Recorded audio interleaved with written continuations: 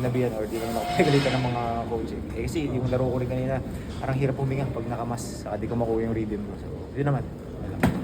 Yung tito mo ba, kasi dati yung tito mo nag-master, no? Nagkaroon siya ng, ng cheekbone injury. Wala ba siyang advice sa'yo na if ever man hindi ka komportable? Ang advice niya lang magpa-hospital pag natamaan.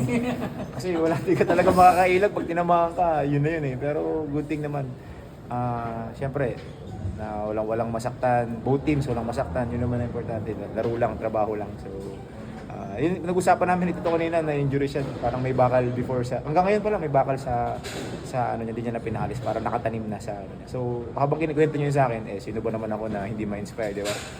Dito ko nga walang rason para hindi maglaro. So, yun yung isa sa mga nag-inspirasyon ko, yung kinento niya kanina sa akin na meron siyang bakal sa mukha niya hanggang ngayon.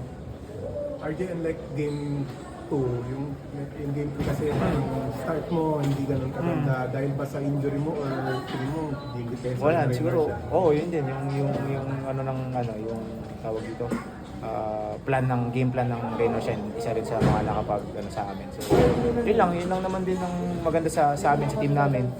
Hindi ka makashoot or hindi ka kailangan makabawi ka sa iba pang ng basketball. Kumbaga sa defense, sa offense, makapag-create ka, maano mo yung tempo makontrol mo yung tempo ng game. So, yun. Si Scottie naman ngayon yung nag-create for you guys.